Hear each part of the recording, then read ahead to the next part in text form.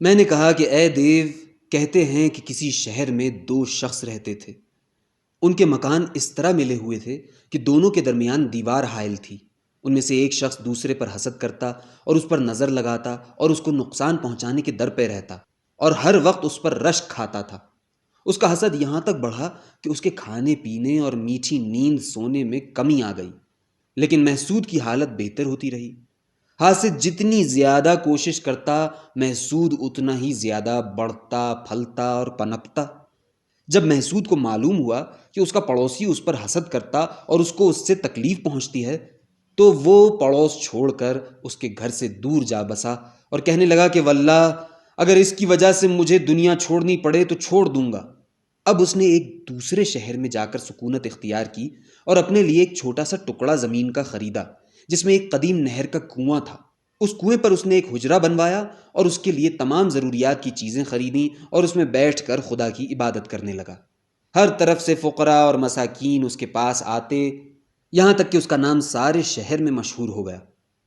اب اس کے حاسد پڑوسی کو بھی خبر ملی کہ وہ کتنا بڑا ہو گیا ہے اور شہر کے بڑے بڑے لوگ اس کے پاس آتے جاتے ہیں۔ یہ سن کر وہ حجرے میں پہنچا۔ محسود پڑوسی نے اس کی بڑی آؤ بھگت کی اور اسے بڑی عزت سے رکھا۔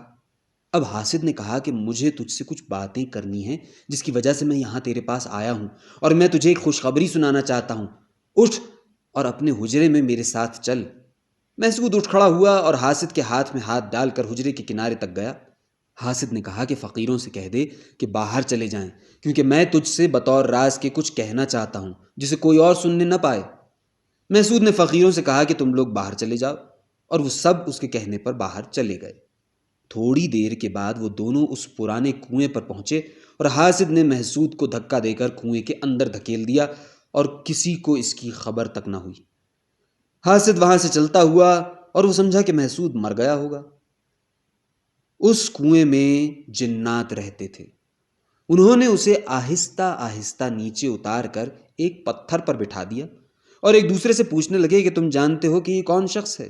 انہوں نے کہا کہ نہیں، مگر ان میں سے ایک نے کہا کہ وہ شخص ہے جو اپنے حاسد سے کنارہ کشی کر کے ہمارے شہر میں آیا اور یہ حجرہ بنایا ہے، اور جس نے ہمیں خدا کی عبادت اور قرآن خوانی سے مانوس کیا ہے۔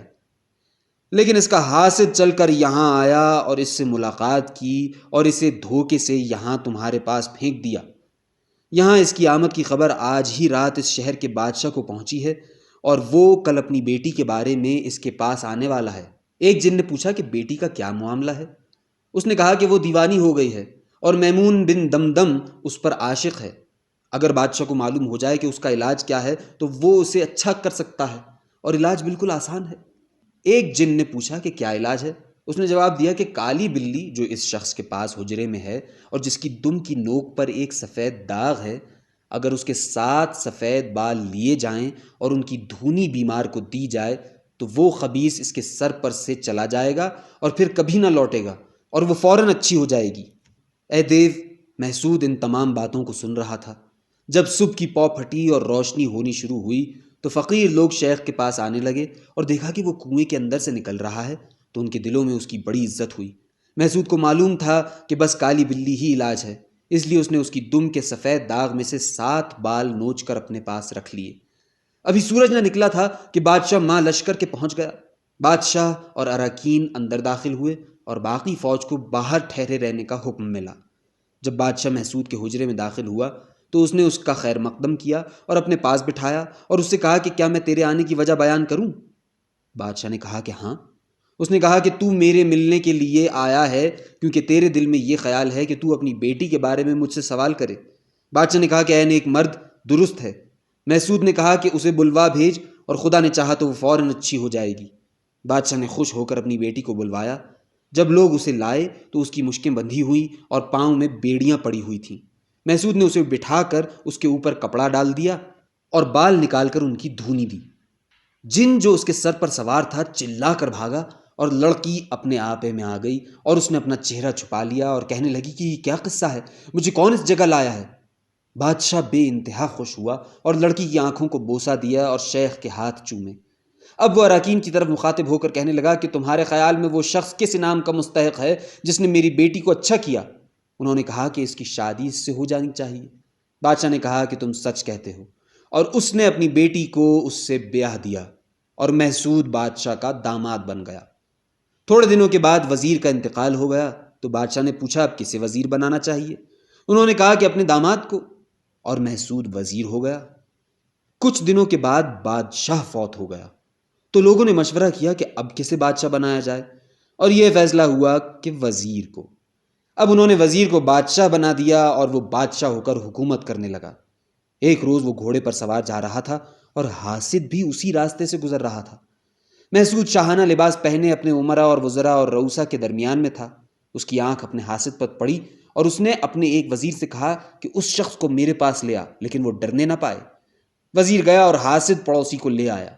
بادشاہ نے کہا کہ اسے میرے خزانے سے 1000 مسقال سونا دے دو اور 20 بوجھ ساز و سامان کے اس کے ساتھ کر دو اور پہرے کے ہمراہ اسے اس کے شہر میں بھجوا دو۔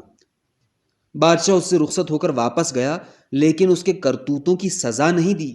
دیکھ اے دیو کہ محسود نے حاسد کو کس طرح معاف کر دیا، حالانکہ اس نے ابتدا ہی سے کیسا حسد کیا تھا، پھر اذیت پہنچائی، پھر سفر کر کے اس کے پاس پہنچا اور اسے کنویں میں گرا دیا کہ وہ مر جائے، لیکن اس نے تکلیف کا بدلہ تکلیف نہیں دیا بلکہ اس کو معاف کر دیا اور اس سے درگزر کی۔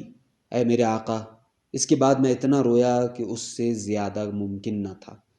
دیو نے کہا کہ یا تو میں تجھے مار ڈالوں گا، اور اگر نہ بھی مارا تو تجھے بالکل معاف کرنے کا تو ہرگز نہیں، کم از کم میں تجھ پر جادو ضرور کروں گا۔ اب اس نے جھپٹ کر مجھے زمین سے اٹھا لیا اور ہوا میں لے کر اڑ گیا، یہاں تک کہ زمین مجھے ایسی معلوم ہوئی جیسے کہ پانی کے بیچ میں پیالہ۔ پھر اس نے مجھے ایک پہاڑ پر اتارا اور تھوڑی سی مٹی لی اور اس پر کچھ آہستہ آہستہ پڑھ کر پھونکا، اور وہ مٹی میرے اوپر چھڑک دی اور کہنے لگا کہ اس صورت کو چھوڑ کر بندر بن جا۔ اس وقت سے میری شکل 100 سالہ بندر کی سی ہو گئی۔ جب میں نے اپنے آپ کو اس قدر بدصورت دیکھا تو میں اپنے اوپر رونے لگا اور زمانے کے ظلم و ستم پر صبر اختیار کیا، اور مجھے یقین آ گیا کہ زمانہ کسی کا بھی نہیں ہوتا۔ اب میں پہاڑ سے نیچے اترا اور دیکھا کہ ایک بڑا وسیع جنگل ہے۔ چلتے چلتے 1 مہینے کے بعد میں سمندر کے کنارے پہنچا۔ 1 پہر کے قریب میں وہاں ٹھہرا ہوں گا کہ سمندر میں ایک کشتی نظر آئی جس کی خوشبو بھلی معلوم ہوتی تھی اور جو خشکی کی طرف آ رہی تھی۔ میں جنگل میں ایک طرف ہو کر ایک چٹان کے پیچھے چھپ گیا اور کشتی کے پہنچنے کا انتظار کرتا رہا۔ پھر میں اس کے اندر چلا گیا۔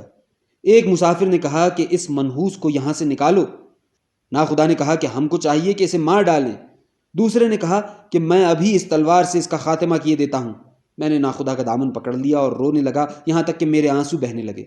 ناخدا کو میرے اوپر ترس آیا اور وہ کہنے لگا کہ اے سوداگرو، اس بندر نے مجھ سے پناہ مانگی اور میں نے اسے پناہ دی ہے، اور اب وہ میری پناہ میں ہے، اس لیے کوئی اس پر حملہ نہ کرے اور نہ اسے پریشان کرے۔ ناخدا میرے ساتھ اچھا سلوک کرتا اور جو کچھ وہ کہتا میں سمجھ جاتا اور اس کی ساری ضروریات پوری کر دیتا، اور کشتی میں اس کی خدمت کرتا اور وہ مجھ سے محبت کرتا۔ 50 دن تک موافق ہوا کے ساتھ چلنے کے بعد ہم نے ایک بڑے شہر کے پاس لنگر ڈالا جس کی آبادی اتنی زیادہ تھی کہ اس کا گننا سوائے خدا کے اور کسی کے لیے ممکن نہ تھا۔ جب ہم وہاں پہنچ گئے اور کشتی ٹھہری تو اس شہر کے بادشاہ کے کارندے ہمارے پاس آئے اور تمام سوداگروں کو صحیح و سلامت پہنچنے پر مبارکباد دی، اور کہنے لگے کہ ہمارا بادشاہ تمہاری سلامتی پر تم کو مبارکباد دیتا ہے، اور اس نے تمہارے پاس یہ کاغذ کا ورق بھیجا ہے تاکہ تم میں سے ہر شخص اس پر ایک ایک سطر لکھے۔ قصہ یہ ہے کہ بادشاہ کا ایک خوش نویس وزیر تھا، وہ فوت ہو گیا ہے، اور بادشاہ نے قسم کھائی ہے اور بڑے بڑے حلف اٹھائے ہیں کہ اب وہ اسی شخص کو وزیر بنائے گا جو اس کی طرح خوش نویس ہو۔ یہ کہہ کر انہوں نے وہ ورق جس کی لمبائی 10 ہاتھ اور چوڑائی 1 ہاتھ تھی سوداگروں کو دیا تاکہ جس جس کو لکھنا آتا ہو وہ لکھیں۔ میں اٹھا اور میں بندر کی شکل میں تھا اور ان کے ہاتھ سے وہ ورق لے لیا۔ لوگ ڈرے کہ کہیں میں اس کو پھاڑ نہ ڈالوں اور وہ مجھے جھڑکنے لگے۔ میں نے اشارے سے انہیں سمجھایا کہ میں لکھوں گا، اگر اس نے کچھ گڑبڑ کی تو میں اسے نکال دوں گا، اور اگر اچھی طرح لکھا تو میں اسے اپنا بیٹا بنا لوں گا۔ میں نے اس سے زیادہ سمجھدار بندر آج تک نہیں دیکھا۔ اب میں نے قلم پکڑا اور دوات سے روشنائی لی اور رفائی اور ریحانی اور سلس اور نسخ اور تومار اور محقق خطوں میں 2 شعر لکھے اور کاغذ ان کو دے دیا۔ ان میں سے بھی ہر ایک نے ایک ایک سطر لکھی۔ اسے لے کر وہ بادشاہ کے پاس گئے۔ جب بادشاہ نے اس کاغذ کو دیکھا تو اسے سوائے میرے خط کے اور کسی کا خط پسند نہ آیا۔ بادشاہ نے ان سے کہا کہ اس خط کے لکھنے والے کے پاس جاؤ اور اسے خچر پر سوار کر کے نوبت نقارے کے ساتھ یہاں لے آؤ، اور اسے نفیس کپڑے پہنا کر میرے حضور میں پیش کرو۔ جب انہوں نے بادشاہ کی باتیں سنی تو وہ مسکرانے لگے۔ بادشاہ ان پر ناراض ہوا اور کہنے لگا کہ اے حرام زادو، میں تم سے ایک کام کے لیے کہتا ہوں اور تم مجھ پر ہنستے ہو۔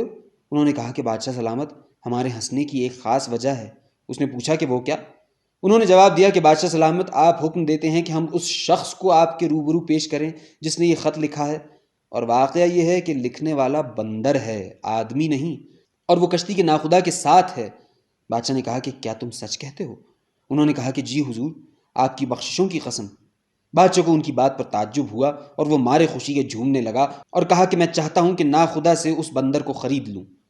اس نے کشتی میں ایک ایلچی بھیجا اور خچر اور لباس اور نوبت نقارے اس کے ساتھ کر دیے اور کہنے لگا کہ تم ضرور اس کو یہ کپڑے پہناؤ اور خچر پر سوار کرو۔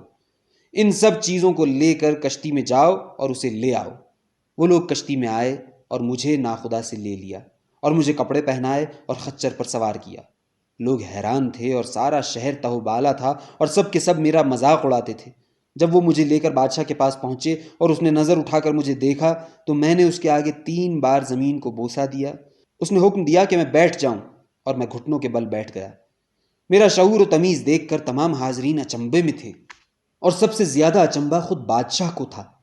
بادشاہ نے لوگوں کو حکم دیا کہ اٹھ جائیں اور وہ اٹھ گئے، اور سوائے میرے اور بادشاہ اور خواجہ سرا اور ایک کمسن غلام کے اور کوئی باقی نہ رہا۔ بادشاہ کے حکم سے دسترخوان لگایا گیا اور اس پر قسم قسم کا نرم گوشت چنا گیا، بالخصوص ان جانوروں کا گوشت جو اڑتے اور گھونسلوں میں جفتی کھاتے ہیں، مثلاً بٹیر اور تیتر اور تمام قسم کی چڑیاں۔ بادشاہ نے میری طرف اشارے سے کہا کہ میں اس کے ساتھ کھاؤں۔ میں اٹھا اور اس کے آگے زمین کو بوسہ دیا اور بیٹھ کر اس کے ساتھ کھانے لگا۔ اب دسترخوان بڑھایا گیا اور میں نے 7 بار ہاتھ دھوئے اور قلم دوات لے کر چند اشعار لکھ دیے اور اٹھ کر دور جا بیٹھا۔ جب بادشاہ نے دیکھا کہ میں نے کیا لکھا ہے اور اسے پڑھا تو وہ حیران رہ گیا اور کہنے لگا کہ عجیب بات ہے کہ بندر اور یہ فصاحت اور خوشخطی، واللہ یہ ایک عجوبہ ہے۔ اس کے بعد بادشاہ کے لیے خاص شراب شیشے میں رکھ کر لائی گئی۔ اس نے اسے پی کر میرے آگے بڑھا دیا۔ میں نے زمین کو بوسہ دیا اور پی گیا۔ بادشاہ اچنبے میں پڑ گیا اور کہنے لگا کہ اگر اتنا علم کسی انسان میں ہوتا تو وہ اپنے زمانے میں یکتا ہوتا۔ اس کے بعد بادشاہ کے لیے شطرنج کی بساط بچھائی گئی اور اس نے کہا کہ کیا تو میرے ساتھ کھیلے گا؟ میں نے سر سے اشارہ کیا کہ جی ہاں، اور آگے بڑھا اور شطرنج رکھی۔ ہم نے 2 بازیاں کھیلی اور میں نے دونوں میں مات دی۔ بادشاہ دنگ رہ گیا۔ پھر میں نے دوات قلم لے کر ایک پرچے پر اور 2 اشعار لکھ دیے۔ بادشاہ اسے پڑھ کر متعجب اور خوش اور بشاش ہو گیا اور اس لیے خواجہ سرا سے کہا کہ اپنی مالکہ ست الحسن کے پاس جا اور اس سے کہہ کہ بادشاہ کے پاس آ کر باتیں کر اور اس عجیب و غریب بندر کے ساتھ دل خوش کر۔ خواجہ سرا گیا اور مالکہ کو لے آیا۔ جب اس کی نظر مجھ پر پڑی تو اس نے منہ چھپا لیا اور کہنے لگی کہ ابا جان، یہ آپ کو کس طرح گوارا ہوا کہ آپ نے مردوں کے ساتھ دل بہلانے کے لیے مجھے بلوایا؟ اس نے کہا کہ اے ست الحسن، میرے پاس سوائے چھوٹے غلام اور مقدم کے جس نے تیری پرورش کی ہے اور کوئی نہیں، اور میں تیرا باپ ہوں، آخر تو منہ کس سے چھپاتی ہے؟ اس نے کہا کہ یہ بندر ایک نوجوان شہزادہ ہے، اس کے باپ کا نام افتیماروس ہے، اس پر جرجیس دیو نے جو ابلیس کا رشتہ دار ہے جادو کیا ہے اور اس کی بیوی کو جو افتاموس بادشاہ کی بیٹی تھی مار ڈالا ہے۔ جس کو آپ بندر سمجھتے ہیں وہ ایک عالم اور عاقل شخص ہے۔ بادشاہ کو اپنی بیٹی کی باتوں پر تعجب ہوا اور میری طرف دیکھ کر کہنے لگا کہ جو کچھ یہ تیری بابت کہتی ہے وہ سچ ہے؟ میں نے سر سے اشارہ کر کے کہا کہ جی ہاں، اور رونے لگا۔ بادشاہ نے اس سے پوچھا کہ تجھے کہاں سے معلوم ہوا کہ اس پر جادو کیا گیا ہے؟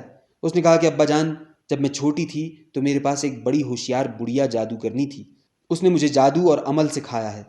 مجھے وہ برزبان یاد ہے اور ہمیں تکمیل کا درجہ حاصل ہے۔ اس کے 170 کرتب مجھے ازبر ہیں۔ ان میں سے سب سے چھوٹا یہ ہے کہ میں تیرے شہر کی اینٹ اینٹ کو کوہ قاف کے پیچھے پھینک سکتی اور شہر کو سمندر اور اہالی کو اس کے اندر مچھلیاں بنا سکتی ہوں۔ باپ نے کہا کہ بیٹی، تجھے میری جان کی قسم اس جوان کا جادو توڑ دے تاکہ میں اسے اپنا وزیر بنا لوں، کیونکہ یہ نوجوان ہے اور عالی ظرف اور دانش مند۔ اس نے کہا کہ بصر و چشم۔ یہ کہہ کر اس نے اپنے ہاتھ میں ایک چھری لی اور اس سے ایک کنڈل کھینچا۔ اب شہرزاد کو صبح ہوتی دکھائی دی اور اس نے وہ کہانی بند کر دی جس کے کہنے کی اسے اجازت ملی تھی۔